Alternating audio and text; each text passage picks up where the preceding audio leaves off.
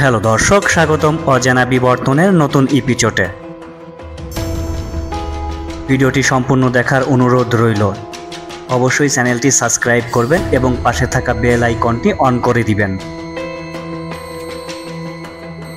আজকে আমরা জানব পৃথিবীর সবথেকে বড় জঙ্গল কোনটি। হ্যাঁ, পৃথিবীর সবথেকে বড় জঙ্গল অ্যামাজন রেইন ফরেস্ট। এটাকে সাধারণত বলা হয় পৃথিবীর ফুসফুস, কারণ পৃথিবীর সর্বমোট অক্সিজেনের প্রায় 20% উৎপন্ন হয় এই জঙ্গল থেকেই। এই বিশাল জঙ্গলটি দক্ষিণ আমেরিকার 9টি দেশ জুড়ে বিস্তৃত। সবচেয়ে বেশি অংশ রয়েছে ব্রাজিলে, বাকিটা Peru, Colombia, Venezuela, Bolivia, Ecuador, Guyana, Suriname ও ফ্রেঞ্চ গায়ানা। পুরো অ্যামাজন বন 55 কিলোমিটার, মানে একটি ইউরোপের সমান। এখানে আছে 400 বিলিয়নেরও বেশি গাছপালা, প্রায় 25 লক্ষ প্রজাতির পোকামাকড় এবং 40,000-এরও বেশি প্রজাতির উদ্ভিদ। অ্যামাজন নদী এই জঙ্গলের একটি হৃদয়। এটি পৃথিবীর দ্বিতীয় দীর্ঘতম নদী এবং সবচেয়ে বেশি পানিধারী নদী। এই নদীর প্রতিদিন এত পানি বহন করে যে একদিনের পানি বাংলাদেশে দিলে পুরো বাংলাদেশ ভেসে যাবে তার স্রোতে। এই ঘন জঙ্গলে বসবাস করে প্রায় 400-রও বেশি আদিবাসী উপজাতি। তাদের মধ্যে অনেকেই এখনও বাইরের দুনিয়ার সঙ্গে কোনো যোগাযোগ রাখে না। তাদের মধ্যে পরিচিত উপজাতি হল হুনুয়ারো, ইয়ানোমারি ও টিকুনা। তারা ছোট ছোট কুঁড়ে ঘরে থাকে, শিকার করে, মাছ ধরে এবং ফলমূল খেয়ে বেঁচে থাকে।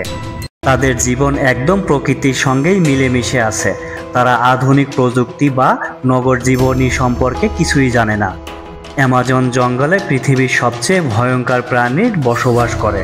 বিশাল অ্যানাকোন্ডা সাপ, কাইম্যান কুমির, জাগুয়ার, বিষাক্ত ফ্রগ, বিশাল স্পাইডার আর হাজার রকমের অজানা পোকামাকড় ও পাখি।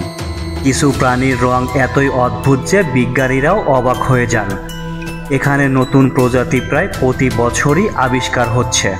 অ্যামাজন জঙ্গলে কিছু এলাকায় আজও মানুষের যাওয়া সম্পূর্ণভাবে নিষিদ্ধ, কারণ সেখানে এমন কিছু উপজাতি আছে যারা বাহিরের কোনো লোকজন দেখলেই আক্রমণ করে। অনেকেই বলে এই জঙ্গলের গভীরে এমন কিছু গাছ ও প্রাণী আছে যেগুলো এখনও বিজ্ঞান কিছুই জানে না। কেউ দাবি করে রাতে সেখানে শোনা যায় অদ্ভুত শব্দ, যেন কেউ দেখছে, কিন্তু কেউ চোখের দেখা এখন পর্যন্ত দেখেনি। অ্যামাজন রেইন ফরেস্ট শুধু একটি জঙ্গল নয়, এটা পৃথিবীর প্রাণভোমরা, আমাদের ফুসফুস। যদি এই বন হারিয়ে যায় তাহলে পৃথিবীর জীবনও একদিন নিঃশেষ হয়ে যাবে। তাই প্রকৃতির ভালোবাসা সংরক্ষণ করা এটা আমাদেরই দায়িত্ব। এরকম আরও অজানা তথ্য জানতে অবশ্যই চ্যানেলটি সাবস্ক্রাইব করবেন এবং পাশে থাকা বেল আইকনটি অন করে দিবেন।